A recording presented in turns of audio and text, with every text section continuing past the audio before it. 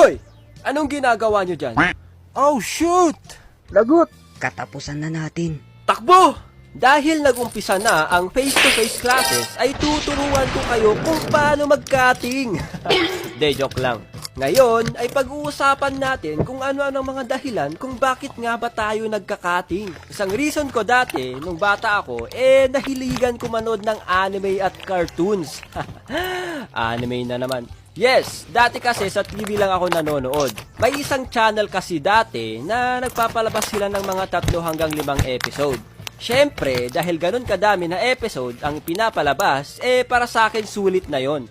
So dahil gusto ko matutukan yung istorya ng pinapanood ko, hindi ko talaga pinapalagpas. Tumatakas ako sa klase at dumidiretso pa uwi ng bahay. Meron pa nga yung time na abutan ako ng tatay ko. Bakit andito ka? Wala ka bang pasok? Early dismissal daw kami. Nagsinungaling pa ang potik. Kaya sa mga parents dyan, huwag maniniwala agad pag sinabi ng anak nyo yon. Online games. Napakasarap maglaro mga min. Ipaparanas nito kung paano maging malakas. Dito mo din mararanasan yung mga bagay na hindi mo nararanasan sa totoong buhay.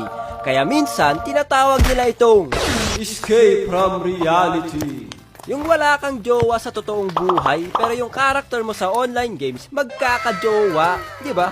Dahil medyo na-addict ako sa paglalaro ng online games. Wow, medyo ha. Isa yan sa dahilan kung bakit ako nagka-cutting. Pre, may event daw mamaya. 10 times XP boost daw. Makaka-level up tayo ng mabilis. Tsaka magaganda daw boss drop. Talaga pre, tara, cutting tayo. Sayang yun. Oh, sheesh! May event mamaya. Hindi ko pwedeng palagpasin yun.